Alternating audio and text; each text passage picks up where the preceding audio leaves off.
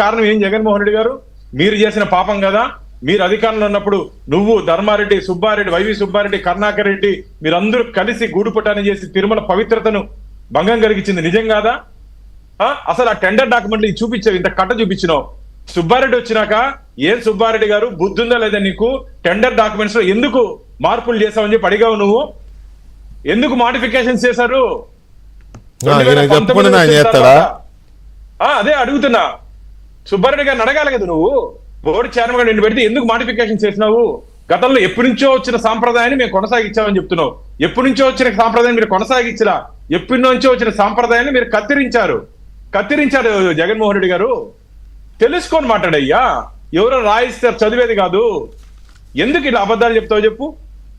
నువ్వు క్రిస్టియన్ అని ఒప్పుకున్నావు, బయట వస్తే హిందూ అంట.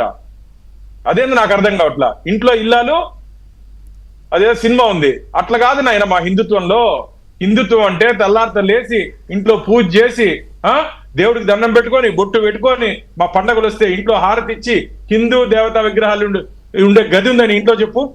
నీ దేవుడి గది చూద్దాం రా, రేపు చూపించు మాకు. లేకపోతే నువ్వే సెల్ఫ్ గా ఒక వీడియో షాట్ తీసి చూపించు. ఎందుకయ్యా నువ్వు అబద్ధాలు చెప్తావు?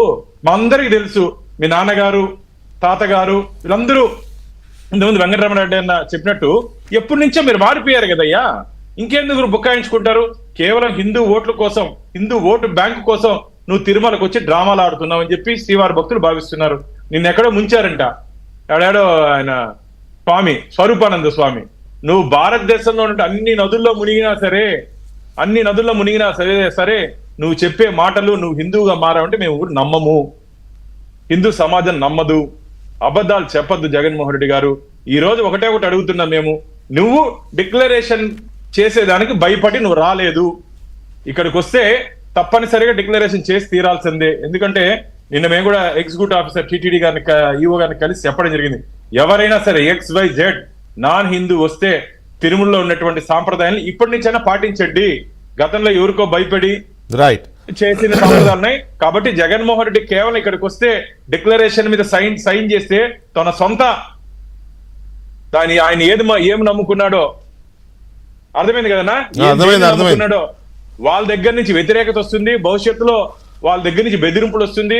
వాళ్ళాడ వీళ్ళేస్తారో ఇంట్లో వీళ్ళేస్తారని చెప్పి భయపడే నువ్వు తిరుమలకు రాలేదు. ఇది గోవింద భక్తుల విజయంగా మేము భావిస్తున్నాం.